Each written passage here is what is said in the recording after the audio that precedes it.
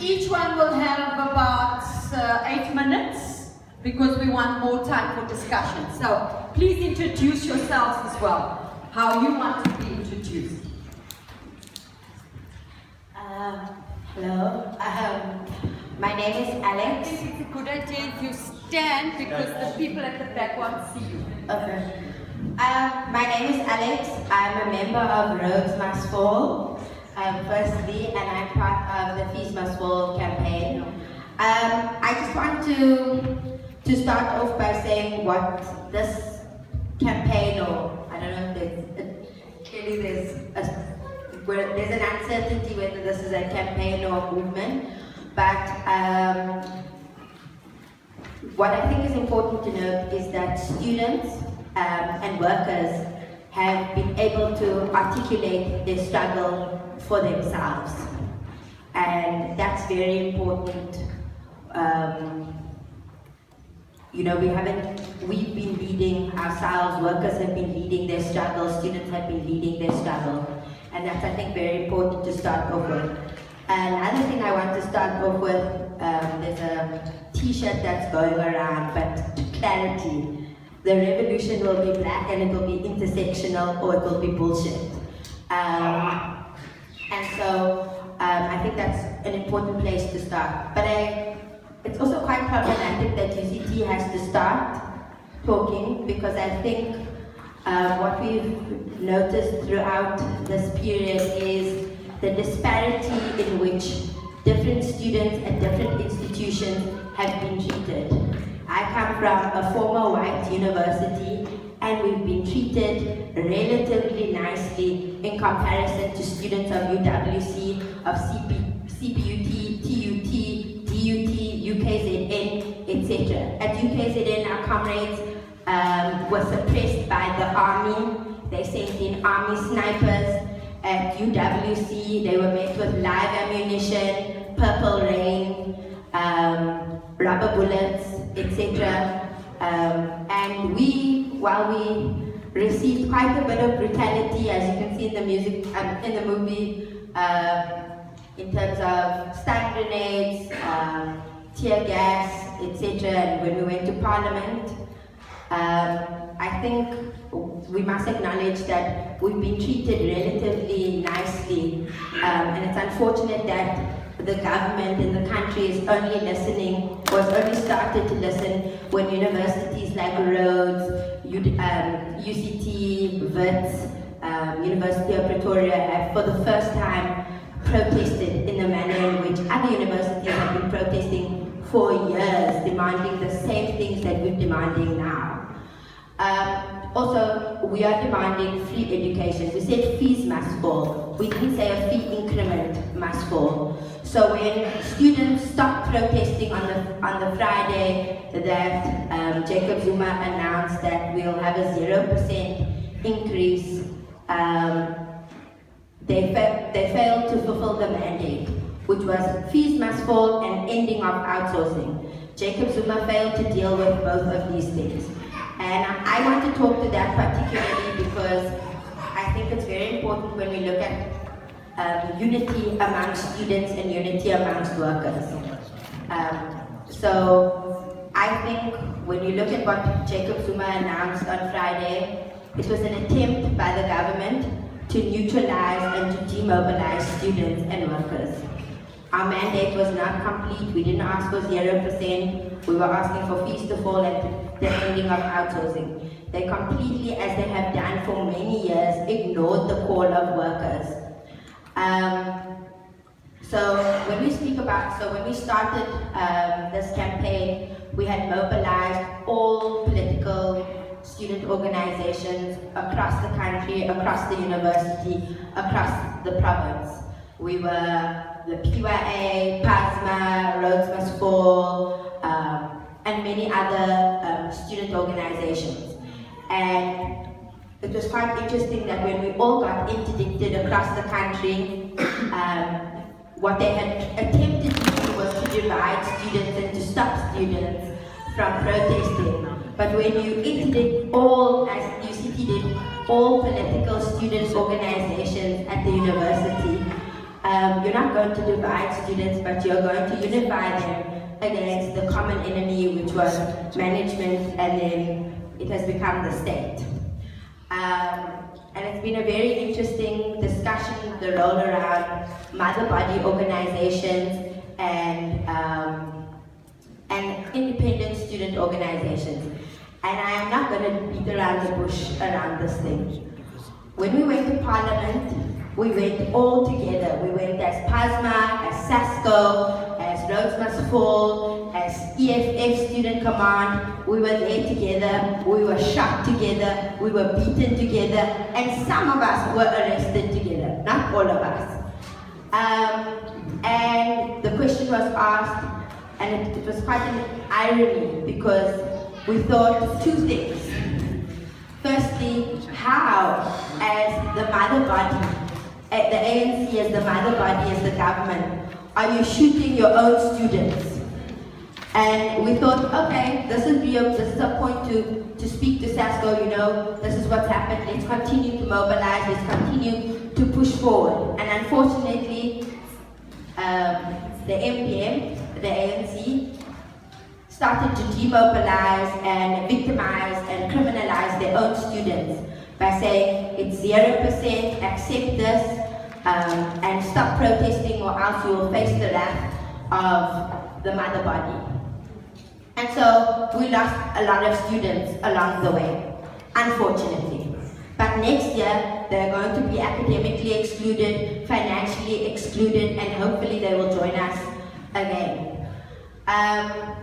But I want to talk to the issue of police brutality and the state.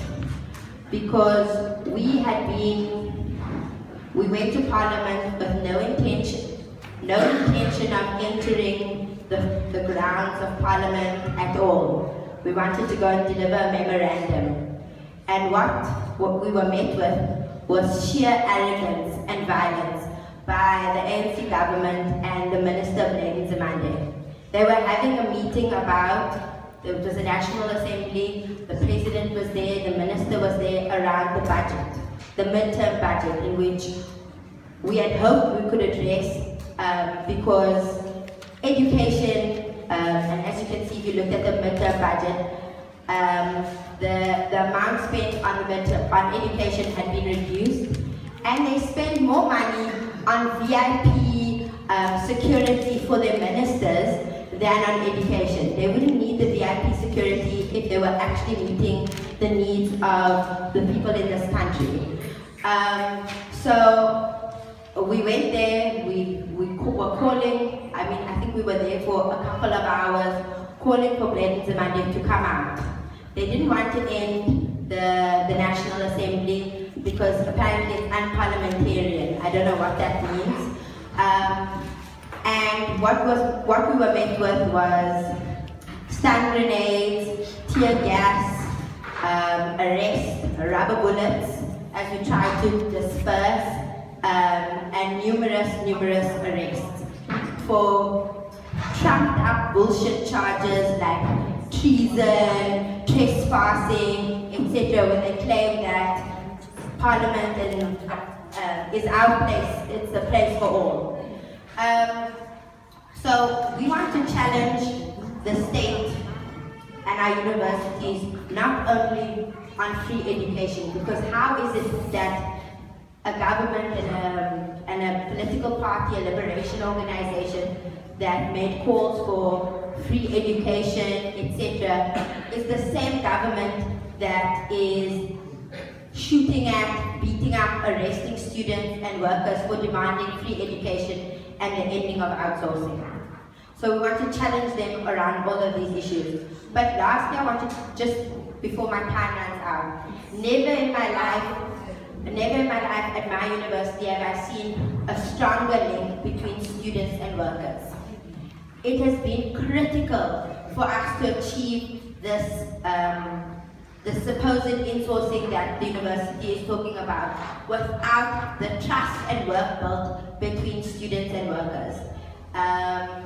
Workers led their own struggle. We were just showing solidarity with them.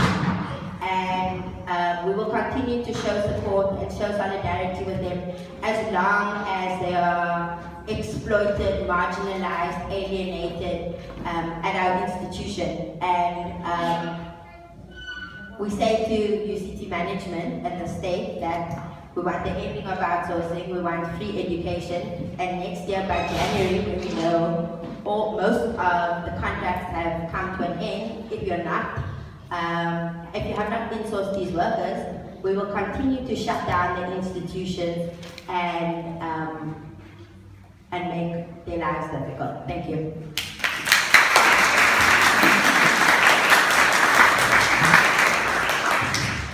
Amandla! Amandla! All power! Students, all power!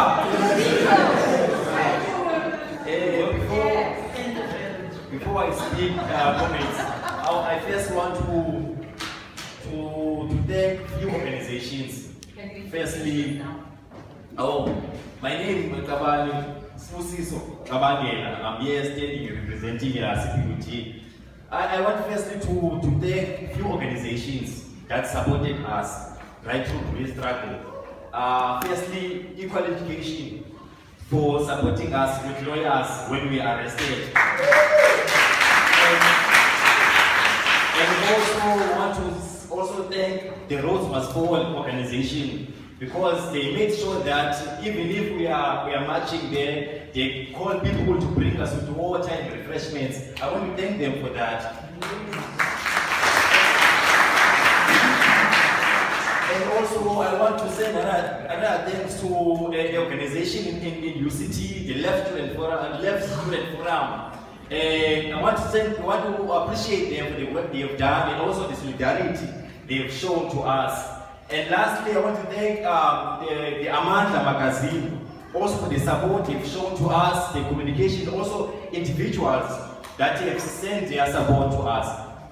Comrades, as I begin now to give an update, firstly, as I'm speaking here, I am very hurt and disappointed, I must say. And from last night, I was a bit emotional from what is currently happening. And there are news, comrades, and as a person that is principled and respects leadership, there are news that we are resuming classes on Monday.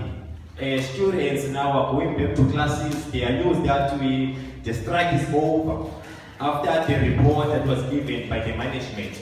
Of which the report doesn't tell us about free education, but it just highlights a few things. Comrades, I think people have forgotten that as students in South Africa, we embarked on a dangerous road. We embarked on a revolution in South Africa. Some of us have never been in a struggle before, but we chose to leave our parents, our families, our homes. We decided to sleep on the road, on varsities. We decided to sleep on halls because we wanted free education in South Africa. We wanted to make sure that even the next generation that will come after us will receive free education in South Africa. We wanted to make sure that there is no university in South Africa that is going to operate unless the children of the poor working class are given access without terms.